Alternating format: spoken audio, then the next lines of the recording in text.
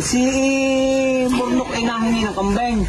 Gagamitin daw sa inyong kasal. Ikaw ay payag? Ay, hindi naman. Bakit? Papapagalitan lang ako ng ina. Malaki na kami.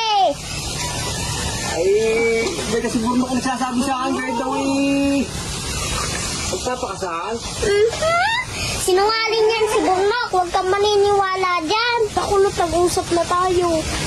Kailangan ko ng 3 papaya, 3 kambing, 3 baboy, 3 manok, 3 baha, 1 kutse. Chacha namin yan, muchacha. Meron ka ga?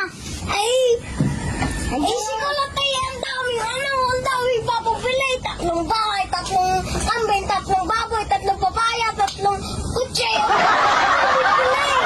Mayaman ako, di ikaw na lang magpasakal. Di ikaw na pasakal daw. Di ikaw na lang, maging jowa mo na lang itong kambing.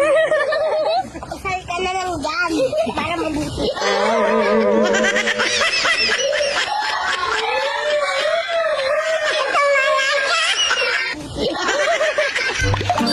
Yun.